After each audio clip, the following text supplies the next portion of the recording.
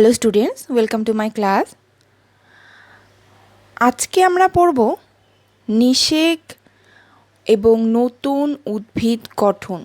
প্রথমে তো নিষেক কাকে বলে?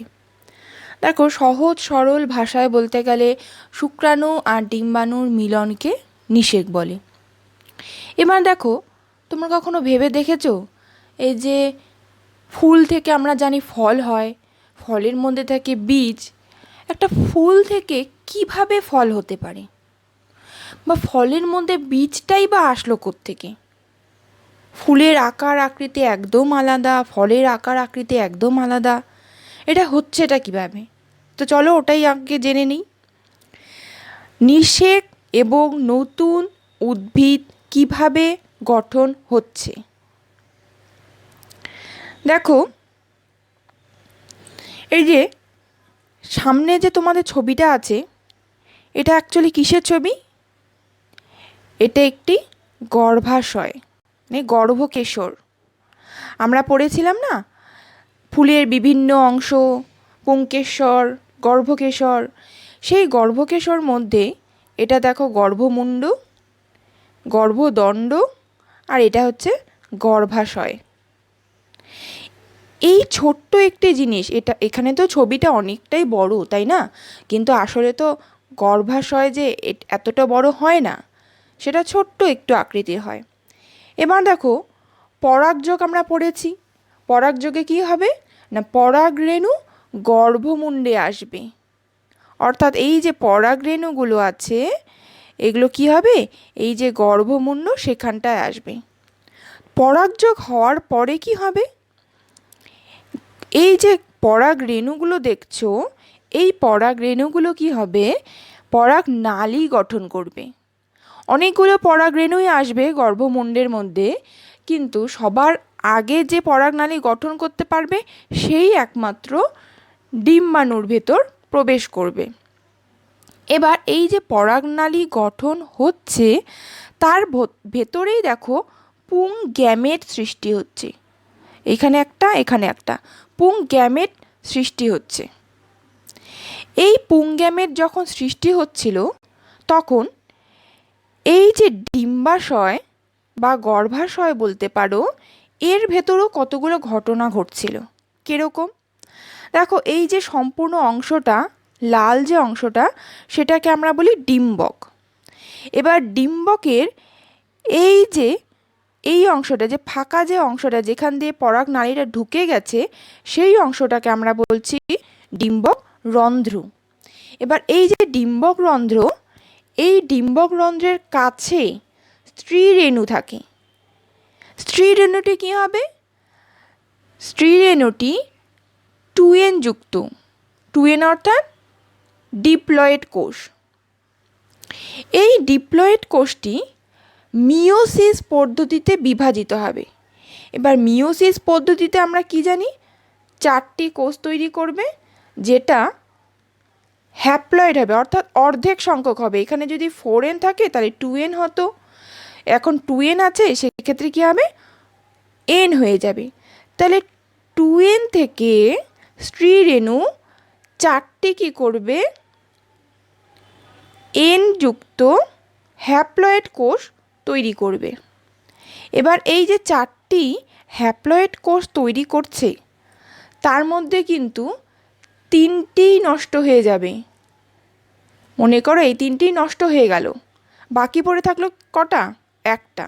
তার মানে এটাই ভীষণ সক্রিয়, শক্তিশালী সেটা, তাই না? সেই জন্য তো সে বেঁচে গেছে, বাকিগুলো নষ্ট হয়ে গেছে। এবার এই যে বাকি যে স্ত্রীরেণুটা রোল থেকে গেল, সে এখন কি করবে, সে 3বার মাইটোসিস পদ্ধতিতে বিভাজিত হবে। মাইটোসিস পদ্ধতিতে বিভাজিত আমরা কি জানি না, সম আকৃতি সমগুণ সম্পন্ন কোষ তৈরি করবে। অর্থাৎ এক্ষেত্রে যদি হ্যাপ্লয়েড থাকে, তার অপত্য কোষগুলো কি হবে, হ্যাপ্লয়েড হবে, তাই না? এবার কটা কোষ তৈরি হবে?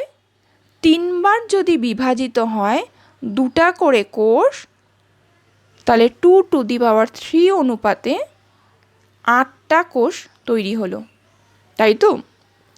এবার একটি কোষ থেকে 3বার মাইটোসিস বিভাজিত হওয়ার পর যে 8টি কোষ তৈরি হলো, কোথায় কোথায় গেল সেই কোষগুলো? সেগুলো ডিম্বক রন্ধ্রের কাছে দেখো পরপর 2টা কোষ আছে, সেটাকে বলছে কি সহকারী কোষ হিসাবে রয়ে গেল। বাকি একটি তার নিচে, সহকারী কোষের নিচে দেখবে ডিম্বাণু রূপে থেকে গেল। তাহলে এখানে কটা গেল? 3টে কোষ। তারপরে 2টা কোষ কী করলো? মিলিত হয়ে একটি নির্ণীত নিউক্লিয়াস গঠন করলো, যেটা ডিম্বকের মাঝখানে রয়ে গেল। নির্ণীত নিউক্লিয়াস অর্থাৎ 2টা কোষ যখন মিলিত হয়েছে, তাহলে ওর সংখ্যা কত হবে? 2n, তাই না? 2n হলো, তার মানে নির্ণীত নিউক্লিয়াসটি ডিপ্লয়েড। বাকিগুলো কিন্তু এনই রয়ে গেছে, তাই না? হ্যাপ্লয়েডই রয়ে গেছে। এটি ডিম্বাণু, সহকারী কোষ সব হ্যাপ্লয়েড রয়ে গেছে। এরপরে কটা হলো তাহলে? এখানে গেল 2টা, ডিম্বাণুতে 1টা, 3টে হলো। নির্ণীত নিউক্লিয়াস নিয়ে নিল 2টা, অর্থাৎ 5টা। বাকি 3টে কোথায় গেল?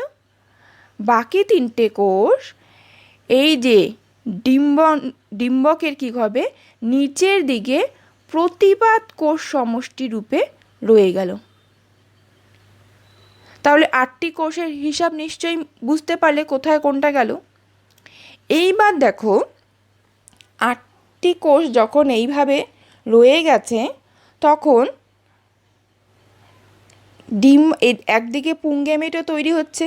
এই পুংগেমেট থেকে শুক্রাণু কী করবে? তখন নিষেক করবে। কার সাথে নিষেক করবে? 2টা যে শুক্রাণু তৈরি হবে, ঠিক আছে, এই পুংগেমেট থেকে কি হবে? মাইটোসিস পদ্ধতিতে বিভাজিত হয়ে 2টি শুক্রাণু গঠন করবে আর একটি নালী নিউক্লিয়াস গঠন করবে। এই পুংগেমেটটি যখন 2টা শুক্রাণু গঠন করলো, সে কি করবে? একটি ডিম্বাণুর সাথে মিলিত হবে। ডিম্বাণুর সাথে শুক্রাণুর মিলিত হওয়ার ফলে কি হলো? এটা নিষেক সম্পন্ন হলো। তাহলে বাকি শুক্রাণুটা কি করবে? বাকি শুক্রাণুটা এই নির্ণীত নিউক্লিয়াসের সাথে যুক্ত হবে। তাহলে দেখো 2টা শুক্রাণু একটা ডিম্বাণুর সাথে মিলিত হচ্ছে, একটা নির্ণীত নিউক্লিয়াসের সাথে মিলিত হচ্ছে। এবার দেখো কোনটা হ্যাপ্লয়েড, কোনটা ডিপ্লয়েড বা কী হচ্ছে। শুক্রাণু ছিল কত? n। ডিম্বাণু ছিল কত? n। তাহলে দুজন হ্যাপ্লয়েড মিলে তৈরি করলো কত? 2n, অর্থাৎ ডিপ্লয়েড। এখানে তাহলে ডিপ্লয়েড হলো, জাইগোট তৈরি করছে। এবার দেখো নির্ণীত নিউক্লিয়াস কত ছিল? 2n ছিল, তাই না? 2n এর সাথে আরেকটি শুক্রাণু যুক্ত হলো, তাহলে কত হলো?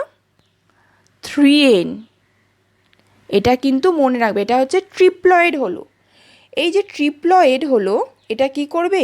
শস্য নিউক্লিয়াস গঠন করবে। তাহলে একটি শুক্রাণু ডিম্বাণুর সাথে মিলিত হয়ে জাইগোট তৈরি করছে, যেটা ডিপ্লয়েড। আরেকটি শুক্রাণু নির্ণীত নিউক্লিয়াসের সাথে যুক্ত হয়ে তৈরি করবে শস্য নিউক্লিয়াস, যেটা হবে ট্রিপ্লয়েড। এটা কিন্তু কোশ্চেনে আসে। এবার যেহেতু 2টা শুক্রাণু দুজনের সাথে যুক্ত হচ্ছে, সেই জন্য 2বার যেহেতু যুক্ত হচ্ছে, এটাকে আমরা বলি দ্বিনিষেক। যেহেতু 2বার যুক্ত হচ্ছে, একবার ডিম্বাণুর সাথে, একবার নির্ণীত নিউক্লিয়াসের সাথে। এবার এটা কাদের দেখা যায়? এটা দেখা যায় গুপ্তবীজী উদ্ভিদের দ্বিনিষেক হয়। এবার দেখো এই যে জাইগোটটা তৈরি হলো, অর্থাৎ এই যে ডিম্বাণুর সাথে শুক্রাণু মিলন হচ্ছে, তারপরে যে জাইগোট তৈরি হচ্ছে, এ কী করবে? মাইটোসিস পদ্ধতিতে বারবার বারবার বিভাজিত হতে থাকবে। এবার আমরা কি জানি? মাইটোসিস পদ্ধতিতে বিভাজিত হলে ওর যে ডিপ্লয়েড সংখ্যা ডিপ্লয়েডই রয়ে যাবে। সেক্ষেত্রে বৃদ্ধি পাচ্ছে পাচ্ছে সবগুলো ডিপ্লয়েড কোষই তৈরি হচ্ছে। আস্তে আস্তে এখান থেকে কি করবে না বীজ তৈরি করবে, তারপরে বীজের পর ফল। এবার দেখো তাহলে কোন অংশটা বীজ হচ্ছে বা কোন অংশটাই বা ফল হচ্ছে। এখানে কি হচ্ছে, এই যে ভেতরে যে লাল রঙের যে অংশটা দেখতে পাচ্ছ সেটা হয়ে যাচ্ছে কি, এটা আসলে ডিম্বক, এটা তৈরি হবে বীজে। বারবার বারবার মাইটোসিস পদ্ধতিতে বিভাজিত হতে হতে এটা তৈরি হবে বীজে। তারপরে এই যে হলুদ অংশটা দেখতে পাচ্ছ সেই অংশটা তৈরি হবে কি, এটা ডিম্বাশয়, এটা তৈরি হবে ফলে। সেই জন্যই কি হয়, ফলের ভেতরে থাকে বীজটি, কারণ ডিম্বাশয়ের ভেতরে থাকছে ডিম্বক। সেই জন্য ডিম্বাশয়টা যখন ফলে পরিণত হচ্ছে আর ডিম্বকটি বীজে, তখন বীজটি কি ফলের ভেতর রয়ে যাচ্ছে। এরপরে দেখো যখন বীজ গঠন হচ্ছে, ঠিক আছে, বীজ যখন গঠন হচ্ছে বীজের তো তখন শেকড় কাণ্ড কিছুই থাকে না, তাহলে খাবারটা কোত্থেকে পায় ওরা, জল কোত্থেকে নিয়ে নিয়ে নেয়। ওরা তখন কি করে, এই যে নির্মিত নিউক্লিয়াস শস্য গঠন করলো না, সেই শস্যটাই কি করে এই যে বীজ অবস্থায় খাওয়ার জোগাড় দেয়। এরপরে ধীরে ধীরে বীজটি কি হয়, অঙ্কুর বার হয়। নিশ্চয়ই তোমরা ছোলার ক্ষেত্রে দেখেছো, ছোলার টোলার দোকানে বা অন্য জায়গায়ও বীজ কীভাবে অঙ্কুরিত হচ্ছে। ওর কী হবে, শেকড় গজাবে, ধীরে ধীরে ছোট্ট পাতা গজাবে, আস্তে আস্তে সেটা বড় হবে, লাস্টে বড় পরিণত গাছ তৈরি করবে। সেক্ষেত্রে আবার ফুল হলে ফুলের মধ্যে আবার পরাগরেণু আসবে, পরাগযোগ হবে, তারপরে নিষেকের পরে জাইগোট, আবার বীজ, ফল, এইভাবে প্রক্রিয়া চলতেই থাকবে। আশা করি তোমরা বুঝতে পারলে যে কিভাবে নতুন গাছ তৈরি হচ্ছে। যদি তোমাদের ভিডিওটা ভালো লাগে অবশ্যই লাইক করবে, বন্ধুদের সাথে খুব বেশি করে শেয়ার করবে, আর সাবস্ক্রাইব করতে একদম ভুলবে না।